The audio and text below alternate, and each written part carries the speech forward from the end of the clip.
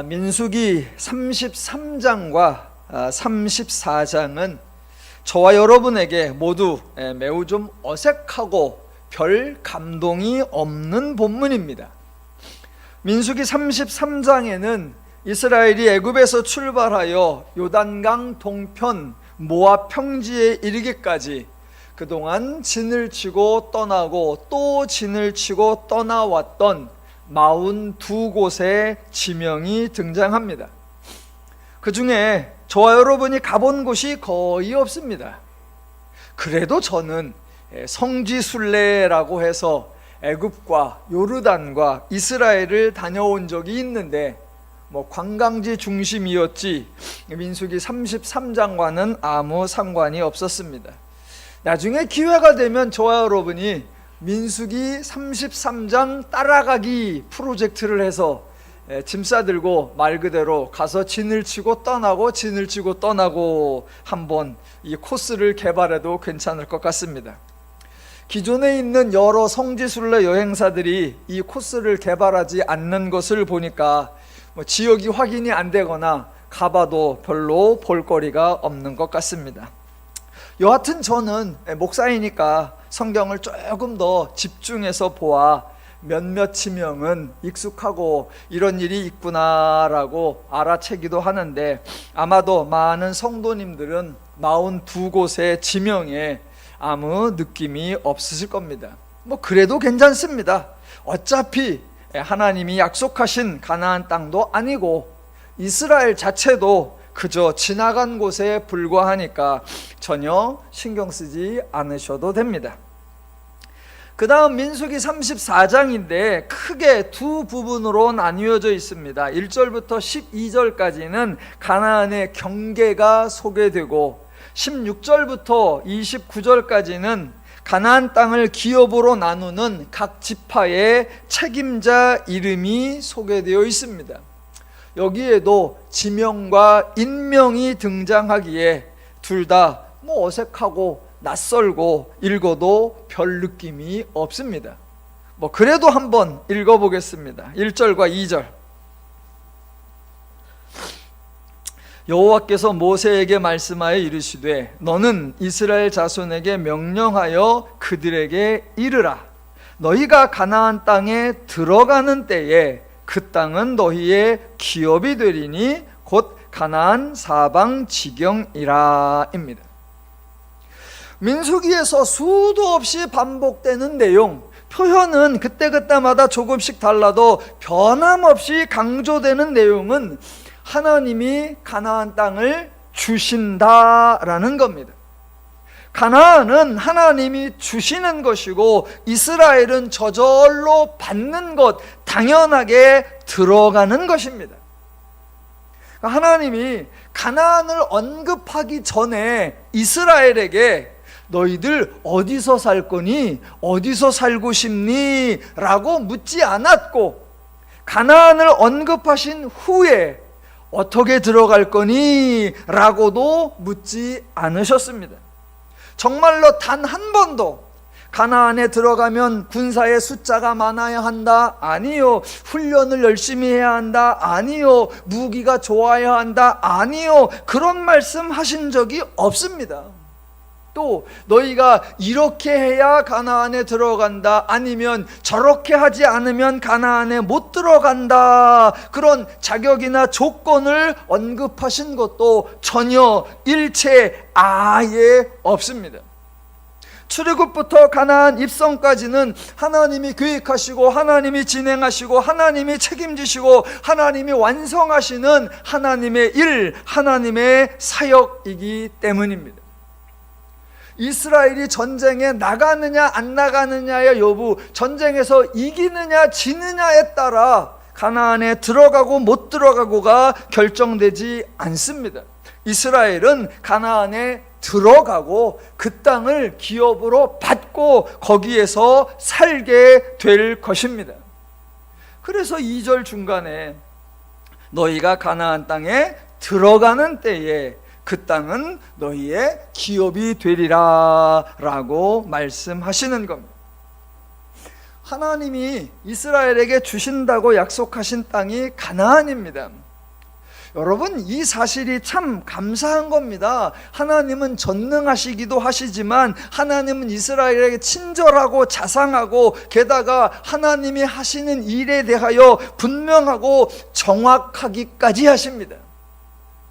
아브라함을 찾아오셔서 그저 지나가는 듯이 내가 가나안 땅 줄게 라고 해버린 것이 아니라 내가 가나안 땅을 준다라고 정확하게 선언하셨고, 혹시라도 사람이 의심할까봐 내가 준다는 걸 보증할게 하나님의 약속으로 하나님의 맹세까지 해주셨고, 그래도 신뢰하지 못할까봐 가나안을 들어가기도 전에 땅을 분배해서 기업을 나누라 라고 하셨고, 만에 하나라도 가나안 땅이 어디서부터 어디까지인지 혼돈할까봐 하나님이 동서남북의 사방 경계까지 꼭 집어서 선언해 주시는 겁니다.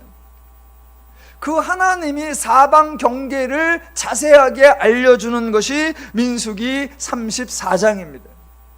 이걸 오늘날로 말하면 하나님이 법원으로 가자, 등기과로 가서 토지대장 갖고 와라, 그리고 측량기사 불러라, 여기서 재라, 그래가지고 지도표 넣고 빨간 펜으로 요렇게 여기까지가 가나안 땅이다 라고 하나님이 표시해 주는 그런 장면입니다.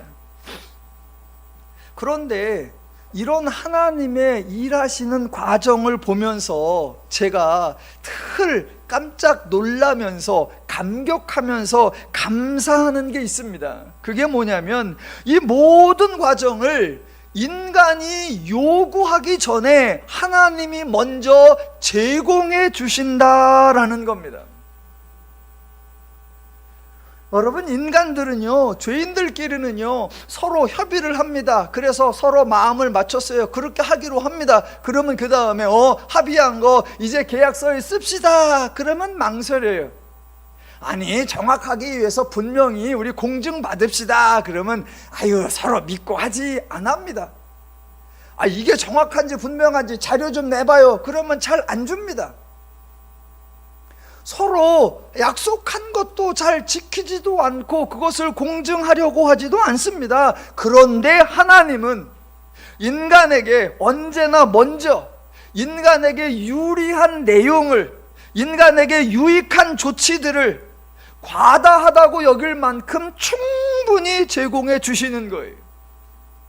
하나님이 인간에게 하시는 말씀을 들어보면 하나님이 하실 일은 많은데 인간이 할 일은 없는 조건으로, 하나님의 책임과 의무는 풍성하고 인간은 오직 혜택을 받기만 하는 그런 방법과 내용으로 하나님이 제공해 주십니다.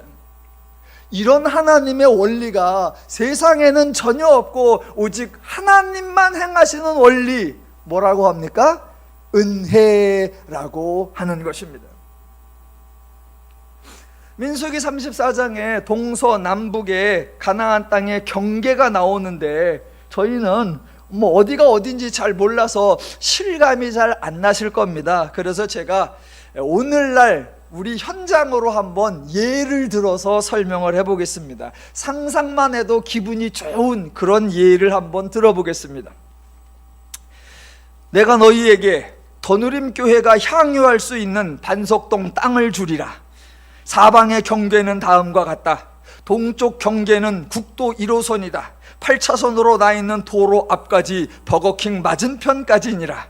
서쪽 경계는 눈앞에 보이는 산, 즉 현충원 앞산인데 정확한 지명은 가파산 정상에서부터 능선을 타고 신성봉, 우산봉까지니라. 남쪽 경계는 시내가 흐르고 있는 천변까지인데 그 앞에 드랍탑이 있느니라. 북쪽 경계는 반석마을 아파트 맨 끝에 있는 7단지까지, 즉 세종으로 넘어가기 직전까지이니라. 더누림교회의 사방 경계가 이러하니라.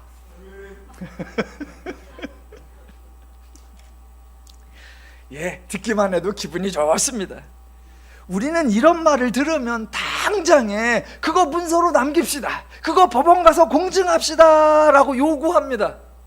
그러면 내가 했으니까, 내가 말한 거니까 내가 할게, 그리고 발을 뺍니다. 그런데 우리 하나님은 이렇게 말씀하시고 하나님이 먼저 말씀하시고 하나님이 먼저 약속하시고 하나님이 먼저 선언해 주시고 하나님이 먼저 인간에게 유익한 모든 것을 제공해 주시는 고마우신 하나님이시다라는 겁니다. 저와 여러분은 34장을 읽어도 지명이 어디가 어딘지 잘 몰라서 실감이 안 나는데, 현장에 있었던 이스라엘은 지명이 어딘지 몰라서 실감이 안 난 것이 아니라 현실성이 없어 보여서 실감을 못했습니다. 그래서 하나님이 수차례 가나안 땅을 준다라고 언급하셔도 이스라엘은 전혀 반가워하지 않았고 가나안 땅에 들어가고 싶어 하지 않았습니다. 그동안 차라리 애굽으로 돌아가는 것이 낫지 아니냐라고 주장하기도 했었고, 아주 구체적으로 하나님의 뜻을 거역한 것이 민수기 32장에 나오는 대로 루벤 자손과 갓 자손과 므낫세 자손의 절반이 아예 약속의 땅 가나안을 포기하도 요단강 동편에 있는 야셀 땅과 길르앗 땅을 달라라고 요구했던 것입니다. 이 사람들이 땅을 요구한 명분은 자기들은 많은 가축대가 있고 그곳은 목축할 만한 장소다라는 거였습니다. 그런데 그 말은 설득력이 없습니다. 그 사람들이 가나안 땅이 아니라 요단강 동편을 달라고 요구한 이유는 전혀 다른 곳에 있습니다. 가나안 땅은 아직 들어가지 않았습니다. 앞으로 들어갈지 못 들어갈지도 잘 모릅니다. 대신 자기들 눈앞에 있는 야셀과 길르앗 땅은 자기들이 전쟁에 나아갔고 자기들이 싸워서 자기들이 점령하여 자기들이 소유한 곳이라는 차이가 있습니다.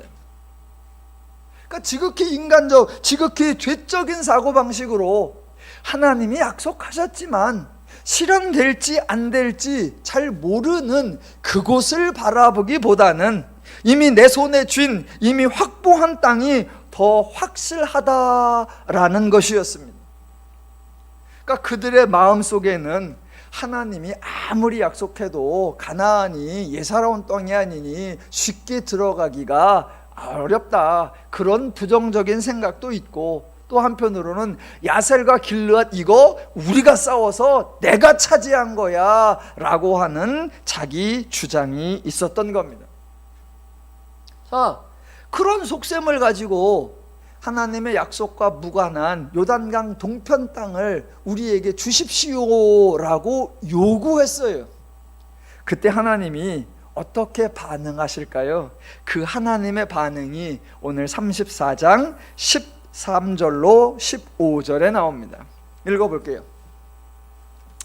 모세가 이스라엘 자손에게 명령하여 이르되 이는 너희가 제비 뽑아 받을 땅이라 여호와께서 이것을 9지파 반쪽에게 주라고 명령하셨으니 이는 루벤 지파의 자손과 갓 자손의 지파와 함께 그들의 조상의 가문에 따라 그들의 기업을 받을 것이며 므낫세의 반쪽도 기업을 받았음이니라. 이 두 지파와 그 반지파는 여리고 맞은편 요단 건너편 곧 해돋는 쪽에서 그들의 기업을 받으리라입니다. 참 엄청난 소식이고 놀라운 소식입니다. 하나님이 약속의 땅이 아니고 가나안 땅이 아니고 야셀과 길르앗 땅을 달라라는 저들의 요구를 하나님이 들어주셨다라는 겁니다. 왜 하나님을 믿지 않느냐 다그친 것 아니고요, 가나안 땅에 들어가지 않는 놈들에게는 나는 신경 쓰지 않겠다라고 버리신 것이 아니고요, 하나님의 약속을 신뢰하지 않아서 약속의 땅을 포기하는 자들에게 징계한다라고 말씀하신 것이 아니라 저들의 주장, 저들의 요구 다 받아주시고 수용해 주시고 인정해 주셨다라는 겁니다. 그래서 16절 이하부터 이제 29절까지 가나안 땅에 들어가서 가나안 땅의 기업을 분배할 지파들의 대표가 나오는데 9지파만 나옵니다. 왜요? 9지파만 들어갈 거니까. 나머지 3지파는 요단강 동편을 할 거니까. 그래서 요단강 동편을 저들에게 주십니다. 혹시 하나님이 달라니까 그냥 주면서 야야야 가져가자, 니들 거기 살려면 거기 살아, 앞으로 대신 난 몰라, 이런 말을 할 때는 곱게 말하면 안 되죠. 좀 싸납게 말해요. 니들 원하면 거기 살아, 니들이 거기서 살든지 뒤지든지 니들 마음대로 해, 그러신 게 아닙니다. 그러신 게 아니에요. 하나님은 그 땅을 백성에게 주시고 하나님이 그들을 수용해 주셨어요. 다음 장 35장에 가면 레위 지파에게 나누어준 성읍 이야기가 나오는데, 그 중에 9절 이하부터 보면 도피성이라는 것을 정합니다. 그 중에 14절을 보시면 35장 14절, 너희가 줄 성읍 중에 6을 도피성이 되게 하되 세 성읍은 요단 이쪽에 두고 세 성읍은 가나안 땅에 두어 도피성이 되게 하라입니다. 왜? 하나님이 원래 약속하신 땅은 가나안이지요. 그래서 도피성이 6개가 가나안에 있어야 합니다. 그런데 백성들이 약속의 땅이 아닌 동편을 달라고 하니까 그것을 허락하시고 그 동편에도 도피성 3개를 두어서 하나님의 원리가 적용되게 하십니다. 그러니까 하나님은 달라고 하니까 주기는 하는데 더 이상 신경 쓰지 않는다라고 방치하거나 버리셨다란 의미가 절대로 아닙니다. 그러니 하나님이 얼마나 자상하고 인간을 존중하고 인간을 배려해 주시는지 저와 여러분이 감격해야 합니다. 기독교가 하나님을 소개할 때 다양하게 소개하지요. 가장 자주 소개하는 거, 하나님은 크십니다, 하나님은 세십니다, 하나님은 높으십니다, 하나님은 강하십니다 라고 합니다. 예, 맞아요. 맞습니다. 그런데 강하고 세고 크고 높으신 하나님을 강조하면 하나님의 권위, 하나님의 권세가 부각되고, 하나님의 권위와 권세가 부각되면 하나님의 지시, 하나님의 명령이 따라오고, 그 하나님의 지시나 명령이 강조되면 인간에게 복종하라라고 요구되는 좀 왜곡된 관계가 만들어질 수 있습니다. 그래서 하나님을 소개할 때는 정말 잘해야 합니다. 크고 세고 강하고 높으신 하나님, 예, 맞습니다. 그 하나님의 특성이 누구에게 적용됩니까? 하나님의 대적자들, 하나님의 백성을 곤고하게 하는 그 무리들에게는 크고 세고 강한 힘으로 대적자들을 물리쳐 주시고, 하나님의 자녀, 하나님의 백성, 하나님의 성도된 자들에게는 하나님의 자비, 하나님의 온유, 하나님의 긍휼, 하나님의 사랑이 넘치시는 줄로 믿습니다. 그래서 하나님에 대하여 잘 이해하고 크고 강하신 하나님 때문에 두려워할 것이 아니라 자상하고 사랑하신 하나님 때문에 평안을 누려야 하는 것입니다. 자, 보세요. 가나안 땅, 약속의 땅이 아닌 곳을 달라고 했는데 하나님이 그들을 요구를 인정해 주시고 수용해 주셨다라고 하면 저와 여러분은 한 가지 궁금하실 겁니다. 아니, 약속의 땅이 아닌 곳을 그렇게 쉽게, 그렇게 간단하게, 그렇게 아무렇지도 않게 저들이 요구한 대로 야살과 길르앗 땅을 주실 것이라면, 그럴 거라면 그동안 왜 그렇게 내가 가나안 땅을 주리라, 너희 조상에게 약속한 것은 가나안 땅이다, 왜 그 약속을 그렇게 강조했었느냐라는 겁니다. 그럴 거면 뭐하러 굳이 애굽에서 나오고 그동안 42곳을 지나왔으며 지금 이 시점에서도 꼭 가나안까지 가야 하는 것도 아니지 않느냐라는 질문이 나올 겁니다. 뭐 복잡하게 동쪽의 경계가 서쪽의 경계가 남쪽의 경계가 사방이 이러하니라 특별히 지명까지 언급하면서 그 줄을 그어 주어야 하나, 예, 그렇게 궁금하실 겁니다. 지금부터 정말 중요한 얘기입니다. 예, 물론 저와 여러분은 그동안 성경의 초점을 통해서 개요를 좀 들으셨고 민수기를 통해서 조금 디테일한 내용도 들으셨지만 한번 정리를 다시 해보겠습니다. 오늘 크게 두 가지를 정리해 볼 겁니다. 첫 번째, 하나님이 출애굽부터 가나안 입성까지 계획하시고 진행하시고 지금까지 이루어오신 모든 사역의 핵심은 가나안 땅이 아니었다라는 겁니다. 하나님이 창세기 12장에서 아브라함을 찾아오셔서 딱 보니까 아들이 없구나, 불쌍히 여기셔서 아들을 주신다고 한 것이 아니었고, 땅이 없는 것을 안타깝게 여겨서 땅을 주시겠다고 하신 것이 아니었습니다. 애굽에서 나오고 광야에서 42곳을 지나가면서 약속의 땅인 가나안에 들어가려고 하는 것은 이스라엘에게 가장 좋은 땅, 가장 넓은 땅, 가장 기름진 땅, 가장 안전한 땅을 주려는 것, 그것이 목적이 아니다라는 겁니다. 만약 가장 좋은 땅을 주는 것이 본질이었다면 가나안을 줄 것이 아니라 차라리 나일강이 있는 애굽을 주었어야 합니다. 가장 기름진 땅을 주는 것이 목적이었다면 나일강이 있는 애굽이 아니라 좋은 강 두 개가 있는 유브라테스와 티그리스 강이 있는 가나안에 아브라함이 원래부터 살고 있던 갈대아 우르를 주는 것이 훨씬 좋았습니다. 그랬다면 하나님의 사역도 간단했고 이스라엘도 이런저런 경험을 하지 않아도 되었을 것입니다. 하나님이 아브라함을 찾아오셔서 시작된 출애굽부터 가나안 입성, 창세기부터 여호수아까지의 그 거대한 프로젝트의 본질적 사역은 가나안 땅이 아니라 죄인들에게 하나님을 계시하는 것, 바로 그것이었습니다.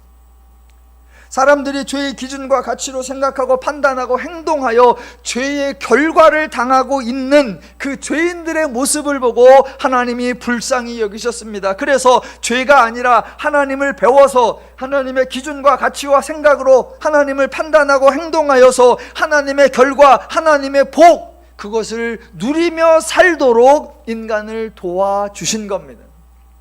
그것이 바로 본질, 즉 하나님을 알게 하는 것이었습니다.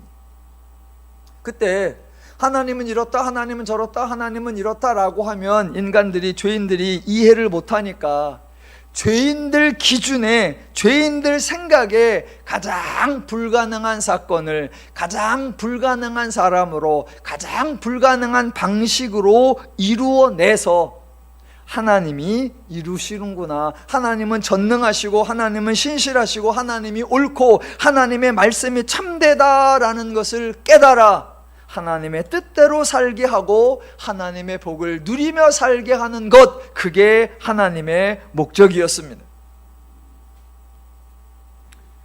창세기부터 여호수아까지의 모든 사역의 핵심은 하나님을 알게 하는 것. 그러니까 하나님은 가능한 한 많이, 가능한 한 다양하게, 가능하면 정확하게, 가능하면 견고하게, 가능하면 자세하게 하나님을 알려주셨습니다. 자, 혼돈하시면 안 됩니다. 출애굽부터 광야를 지나 가나안에 들어가는 모든 과정은 하나님이 이스라엘을 대상으로 과연 애굽에서 나올 만한 자격이 있는가? 과연 애굽 광야를 통과할 수준이 되는가? 과연 가나안에 들어갈 준비가 되었는가? 그것을 점검하고 확인하고 시험하고 테스트하는 그런 과정이 아닙니다. 하나님이 여러 시련과 역경을 주어서 저들이 잘 견디는지, 저들이 하나님의 문제를 잘 풀어내는지, 저들이 하나님을 잘 신뢰하는지 계속 시험 봐서 틀린 놈 탈락, 광야에서 죽어, 틀린 놈 탈락, 광야에서 죽어, 틀린 놈 탈락, 광야에서 죽어, 그렇게 걸러내는 작업이 아닙니다. 정반대입니다. 정반대.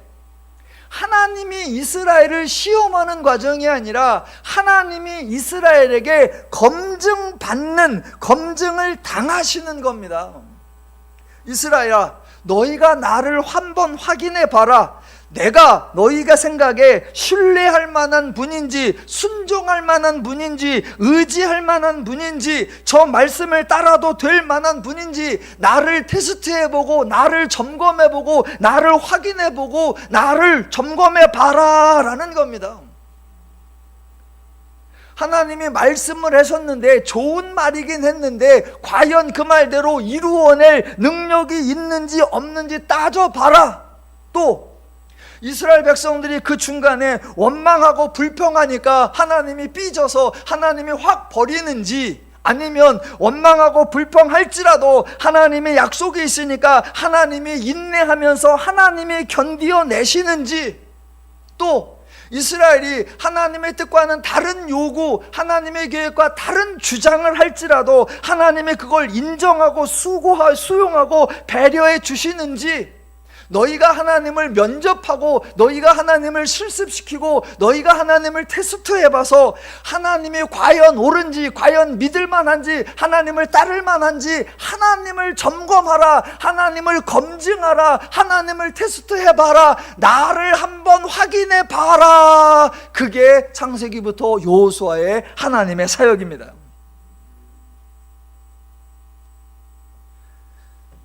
중심이 바뀌시면 안 됩니다. 늘 조마조마하면서 하나님의 시험에 내가 통과하는지, 가다가 죽지는 않는지, 내가 화를 당하지는 않는지, 내가 벌을 받는 않는지, 내가 자격이 됐나, 조건이 됐나, 그거 갖고 조바심을 가질 게 아니라 정반대로입니다. 우리 하나님이 쓸만하신가? 말씀은 맨날 장밋빛 같은 말씀을 하시는데 하실 능력은 있으시나? 저분이 신실하기는 한가? 이랬다 저랬다 하시면 안 되는데, 우리가 그 하나님을 점검해봐서 과연 내가 저분을 따라갈 만한가 한번 확인해 보라, 그거였습니다. 그러니까 하나님은 다양한 확인 과정을 우리에게 베풀어 주신 거예요. 창세기부터 여호수아서까지 핵심이 뭐라고요? 하나님을 알게 하는 것, 가나안 땅이 아니라 하나님에 관한 것이었습니다. 그래서 잘 따라오셔야 됩니다. 그래서 하나님을 배운다면 굳이 가나안이 아니어도 됩니다. 하나님을 아신다면 애굽에서 살아도 됩니다. 하나님을 신뢰한다면 야셀과 길르앗 땅에서 목축을 해도 됩니다. 하나님을 의지하고 따른다면 모압이나 암몬이어도 됩니다. 성경은 지금 애굽 땅과 가나안 땅을 비교하면서 둘 중에 어디를 선택할 거냐, 그것을 요구하는 것이 아닙니다. 애굽의 장점과 단점을 나열하고 가나안의 장점과 단점을 나열하면서 봐라, 가나안이 훨씬 더 좋지, 가나안 땅이 좋아 라고 선택하라 라고 요구하는 게 아닙니다. 물론 성경에 애굽과 가나안을 대조하는 장면이 나옵니다. 근데 어떻게 대조하는지 확인을 해보겠습니다. 신명기 11장으로 갑니다. 다 한번 가보십시오. 민수기 다음 책이 신명기입니다. 신명기라고 신학에서 찾으시면 안 됩니다. 신명기 11장 다 한번 펴놓아 보십시오. 자, 애굽 땅과 가나안 땅을 성경이 어떻게 소개하는지 확인해 보겠습니다. 자, 11장 그 중에 10절부터 봅니다. 10절. 내가 들어가 차지하려는 땅은, 요게 이제 가나안이죠. 땅은 내가 나온 애굽 땅과 같지 아니하니 라고 애굽을 소개합니다. 그래서 그 뒤에 나오는 얘기가 애굽 얘기입니다. 거기에서는, 이게 애굽이에요. 거기에서는 너희가 파종한 후에 발로 물대기를 채소밭에 댐과 같이 하였거니와 입니다. 자, 애굽에 대한 소개를 들으셨습니다. 좋아요, 나빠요? 대조를 해보면 확실히 알겠지요. 자, 그 다음에 가나안에 대한 소개가 11절에 나옵니다. 너희가 건너가서 차지할 땅은 산과 골짜기가 있어서, 여기까지만 봐도 판단이 됩니다. 자, 어디가 좋습니까? 당연히 애굽입니다. 왜요? 애굽은 뭐라고 소개됐습니까? 밭이라고 소개되었고, 가나안은 산과 골짜기라고 소개되었습니다. 밭이 좋아요? 골짜기가 좋아요? 예, 당연히 밭입니다. 자, 사람들이 크게 오해하는 표현이 그 다음에 나옵니다. 산과 골짜기가 있어서 하늘에서 내리는 비를 흡수하는 땅이요 입니다. 가나안이. 여러분, 비를 흡수하는 땅은 좋은 겁니까? 나쁜 겁니까? 예, 대답을 속으로 하신 분이 제일 지혜로우세요. 자, 사람들은 비를 흡수하는 땅이요, 그거를 읽기 전에 그 앞에서 애굽은 밭이라고 소개되고 가나안은 산과 골짜기로 소개되었다는 것을 놓칩니다. 그래서 지금 하나님이 가나안을 이야기하는 거니까 가나안을 좋게 소개할 거야 라고 착각을 합니다. 그래서 가나안에는 산과 골짜기가 있는데 비가 내리면 비를 다 흡수하는 땅이야 라고 합니다. 비를 흡수한다. 그럼 여러분은 무슨 생각이 드십니까? 산이 많은데 산에 막 아름드리 나무들이 훌창해가지고 비가 오면 산이 물을 다 품고 있어서 1년 내내 산에서부터 물이 쪼르르 흘러나와서 물이 마르지 않는 그런 얘기가 아닙니다. 아니에요. 자, 이스라엘에 있는 산에는 나무가 하나도 없어요. 이스라엘의 산은 말 그대로 바위산이에요. 여러분, 달력 같은 데 보면 이스라엘의 성지순례라고 할 때 시내산 속에 나오잖아요. 시내산 속에 온통 뭐만 있다? 바위만 있습니다. 바위만. 다 바위예요.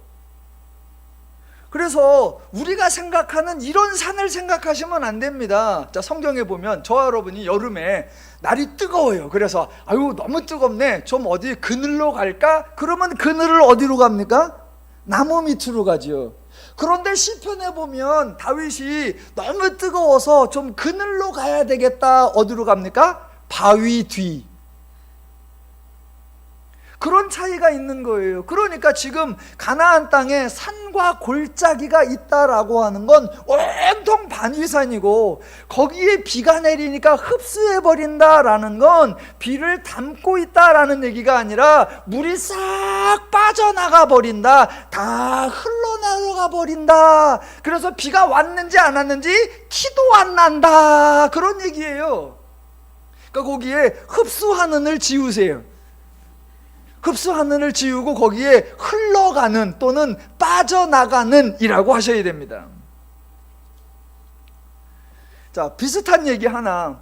여호와는 나의 목자시니 내게 부족함이 없으리로다. 그가 나를 푸른 초장으로 인도하시고. 그러면 또 여러분은 뭐를 생각합니까?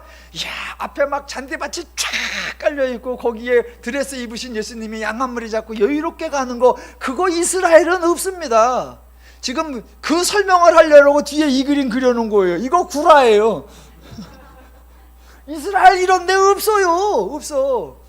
그 풀하나를 찾으려고 산 넘고 들 건너 바위 건너 겨우 하나 찾는 거예요. 그러니까 지금 애굽은 밭이다. 그래서 물대기가 아주 좋아. 그저 발로 이렇게 밟으면 물길이 나서 물이 쫙 돼. 그런데 가나안은 산과 골짜기가 있어서 비가 오면 물이 싹 빠져나간다, 이 얘기입니다. 애굽보다 가나안이 훨씬 좋다, 이런 얘기 아니고요. 가나안 포인트가 비 아닙니다. 여러분, 애굽에도 비가 내려야 하고 가나안에도 비가 내려야 되는 것은 맞습니다. 그 중에 애굽은 밭이 있어 물을 댈 수 있는데 가나안은 산과 골짜기가 있어서 물로 흘러가 버립니다. 그러니까 가나안이 절대로 좋은 곳이 아닙니다. 지금 성경에 소개하려고 하는 가나안의 특징, 가나안의 장점은 가나안의 지형, 가나안의 지질, 토질, 면적 등 땅과 관련된 얘기가 전혀 아닙니다. 성경이 소개하는 가나안의 특징은 12절. 내 하나님 여호와께서 돌보아 주시는 땅이라. 연초부터 연말까지 내 하나님 여호와의 눈이 항상 그 위에 있느니라. 14절, 여호와께서 너희의 땅에 이른 비 늦은 비를 적당한 때에 내리시리니입니다. 가나안의 특징, 가나안의 장점은 하나님입니다. 하나님. 애굽이나 가나안이나 비가 내려와야 하는 조건은 똑같습니다. 애굽은 밭이고 가나안은 산과 골짜기라 가나안이 불리한 점이 있기는 합니다. 그런데 핵심은 가나안은 하나님이 돌보셔서 필요한 때에 적절한 비를 내려주신다라는 겁니다. 애굽이 밭인 건 맞아요. 애굽에도 비가 내리는 건 맞아요. 그런데 때가 안 맞으면 꽝입니다. 때가 안 맞으면.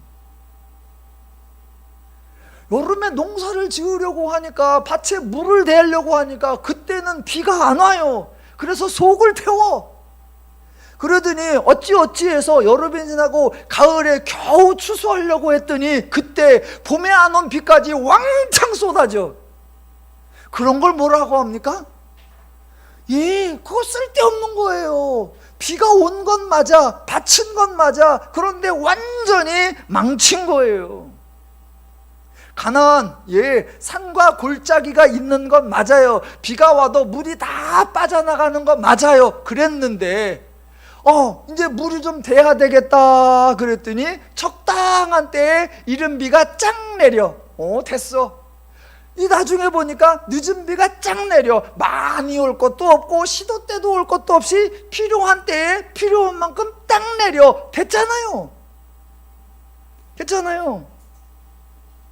하나님이 가나안을 돌보시면서 연초부터 연말까지 그 위에 눈을 두시고 필요한 때에 필요한 만큼 이른 비와 늦은 비를 주신다라는 겁니다. 가나안의 특징은 하나님입니다. 하나님. 지금 성경은 애굽이나 가나안을 비교하고 둘 중에 하나를 선택하라는 거 아니고요, 밭과 산을 비교하면서 둘 중에 하나 선택하라는 거 아닙니다. 하나님이 없는 것과 하나님이 계신 것을 비교하면서 하나님이 없는 것을 택할래, 하나님을 택할래 라고 기대하는 겁니다. 핵심은 하나님입니다. 하나님. 자, 오늘 정리해야 할 두 번째 내용이, 하나님이 가나안을 약속했다고 하는데 가나안은 과연 악조건이냐라는 겁니다. 하나님이 가나안을 약속의 땅으로 정하신 것은 맞아요. 그런데 핵심은 땅이 아니라 하나님을 계시하기 위한 수단이었고, 그래서 죄인의 기준으로 볼 때에 안 좋은 사건, 불가능한 사람, 불가능한 방법, 그래서 땅을 골라도 죄인들 같으면 안 고를 땅, 그런 땅을 하나님이 예로 들어드린 것 뿐입니다.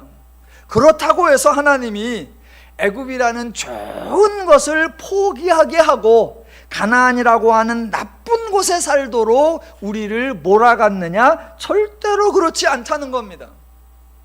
애굽이 좋고 가나안이 나쁘다. 그런데 하나님이 애굽에 못 살게 하고 가나안에 살게 했으니까 하나님은 우리를 시련과 역경속으로 몰아넣고 더 안 좋은 상황 속에서 하나님만 의지하게 하셨다라는 이야기가 아니라는 겁니다. 아니라는 거예요. 너희가 잘 생각해봐라. 하나님을 제외한 채로 너희가 조사하고 분석하고 연구하고 비교하면 하나님이 좋아 보이지. 그런데 하나님을 포함한 채로 조사하고 연구하고 분석하고 비교하면 가나안이 가장 좋은 곳입니다.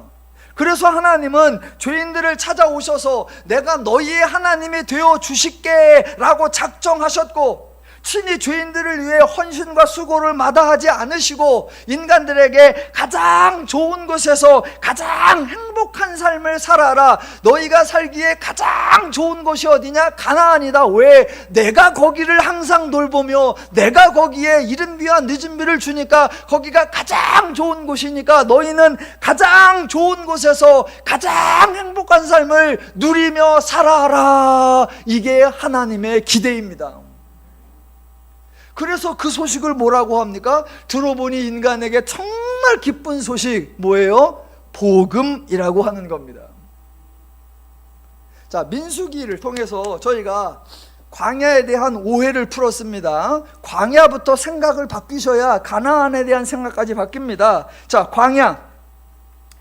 광야라고 하면 첫 번째 드는 생각이 뭐예요? 아, 외진 곳, 외로운 곳, 힘든 곳, 불모지.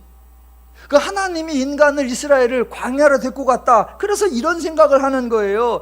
하나님이 이스라엘을 광야라는 불모지, 사람이 살 수 없고 사람이 살지도 않는 오지 같은 곳, 그런 곳으로, 시련과 역경과 처절한 생존의 고통이 있는 곳으로 몰아갔다라고 생각하시면 안 된단 말입니다.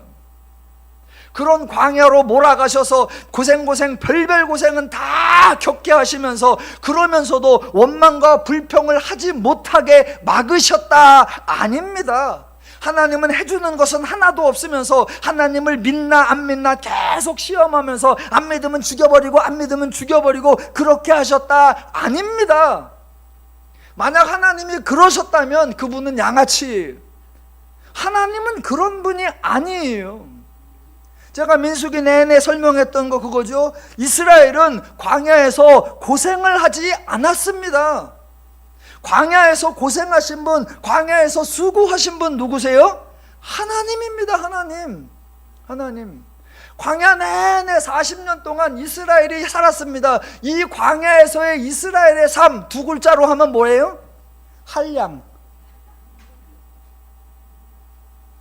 한량이에요. 여기 와서 텐트 치고 그 다음날 떠나고, 저기 가서 또 진치고 떠나고, 저기 가서 진치고 떠나고 캠핑이요. 42곳을 그렇게 지나면서 40년을 지내는 동안 수고하신 분 하나님, 애쓰신 분 하나님, 열심 내신 분 하나님, 헌신하신 분 하나님, 충성하신 분 하나님이십니다. 이스라엘은 그 광야에서 내가 하고 싶은 게 많은데 그저 참는다, 그런 적이 없습니다. 내가 할 말 많은데 입을 닫는다, 그런 적이 없어요. 원망, 불평, 투정 다 해댔습니다. 그런데 그 원망과 불평과 투정 다 해결받았습니다. 누가 해주셨다? 하나님이요. 하나님이. 저는 꿈에도 소원이 광야에서 살아보는 거예요. 얼마나 좋아요. 그러니까 광야 기간 내내 광야의 모든 지역에서 하나님이 이스라엘과 함께 하셨고, 하나님이 이스라엘을 돌보셨고, 하나님이 연초부터 연말까지 하나님 여호와의 눈이 항상 이스라엘에 있어서 이른 만나와 늦은 메추라기가 계속 내리게 하셨습니다. 이거 하나님이 입증해 주셨습니다. 보세요. 만약 하나님이 이렇게 하지 않았다면, 신명기 11장에서 가나안 땅은 내가 돌보는 땅이라 이른 비와 늦은 비를 적정한 땅에 줄게 라고 말씀하셨을 때 어떻게 믿죠? 지금 제가 설교한 것처럼 광야를 풀지 않으면, 하나님의 가나안 땅을 늘 지켜보시며 이른 비와 늦은 비를 지켜주시며 내가 너희를 함께 한다, 어떻게 믿냐고요? 어떻게 신뢰하냐고요?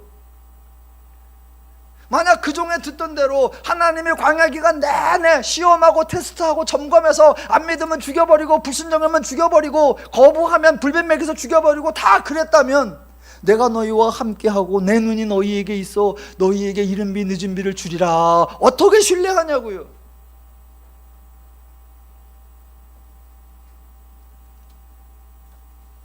예, 하나님은 가나안 땅을 말씀하시면서 내가 그렇게 한다라고 증명하셨어요.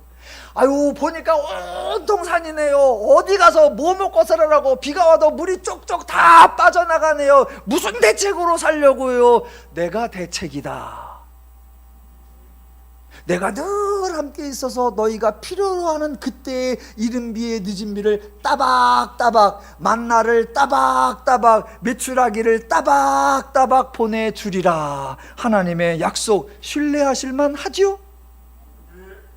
그걸 어떻게 믿냐? 그러면 창세기부터 광야를 봐라. 하나님께서 그렇게 하셨다라는 겁니다.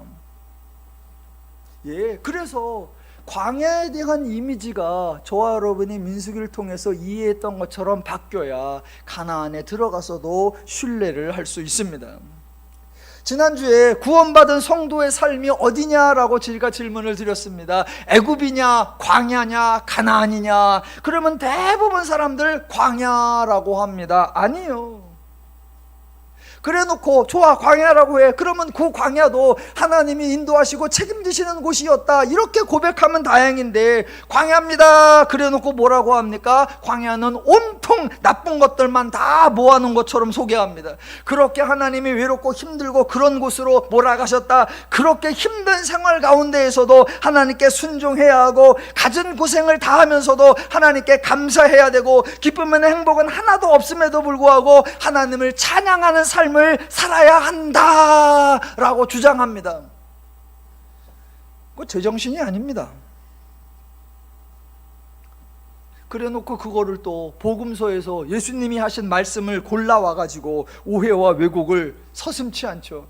성경에 보니까 예수님이 뭐라고 하셨습니까? 구원받은 성도의 길은 좁은 길이라고 하셨고 가시밭길이라고 하셨고 고난의 길이라고 하셨습니다. 묵묵히 인내하면서 그 길을 견디면서 가야 하십니다. 그렇지 않으면 가나안에 들어갈 수 없고 천국에 갈 수 없습니다. 이렇게 말하면 들으시는 순간 기쁘십니까? 딱 듣는 순간 복음이다 라는 마음이 드십니까?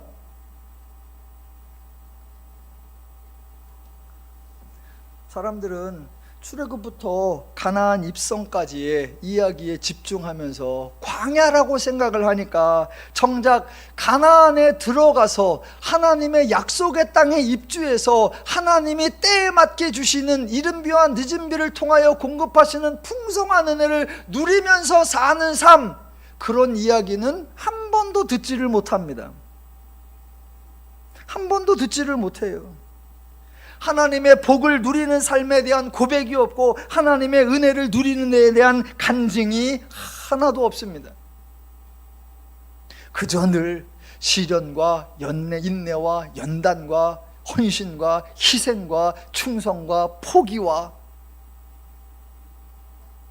그것만 얘기하면 힘드니까 그걸 잘 견디면 상이 있으리라, 그걸 잘 견디면 면류관이 있으리라. 아니요. 기독교는 하나님이 일하셔서 인간을 복되게, 하나님이 수고하셔서 인간을 자유롭게, 하나님이 헌신하셔서 인간을 평안하게 만들어주는 기쁜 소식의 종교, 복음의 종교인 줄로 믿습니다. 하나님은 애굽이라는 좋은 땅을 포기하고 가나안이라는 험지를 선택하라고 우리에게 요구하지 않습니다. 여러분은 애굽을 선택하셔도 되고요, 야셀 땅과 길르앗 땅을 선택하셔도 되고요, 가나안 땅에 선택하셔도 됩니다. 중요한 것은 어느 곳에 사시든지, 애굽이든 광야든 가나안이든 그 어느 곳에 사시든지 하나님의 마음, 하나님의 기준, 하나님의 원리, 하나님의 가치, 하나님의 방법, 하나님의 능력, 하나님을 의지하며 하나님을 신뢰하며 하나님을 따라 사는 것입니다. 마치 더 좋은 것을 포기하고 하나님을 선택해 주는 것처럼 착각하시면 안 되고요, 마치 여러분의 소중한 것을 하나님께 드리기 위하여 포기하는 것처럼 생각하시면 큰 오해입니다. 성경의 기대, 하나님의 기대는 정반대입니다. 하나님을 알아서 가장 좋은 것을 선택하고 가장 행복한 삶을 살고 가장 자유롭고 평안한 삶을 누려라. 이게 하나님의 기대요, 하나님이 주신 복입니다. 민수기를 통해 하나님이 가장 좋은 분, 하나님을 따르는 삶이 가장 복된 삶이라는 것을 보고 듣고 경험하셨기를 바랍니다. 저와 여러분이 하나님의 복을 누리며 사는, 하나님의 가장 기쁘게 하는 성도의 삶을 날마다 풍성히 살아가시기를 주님의 이름으로 축원합니다.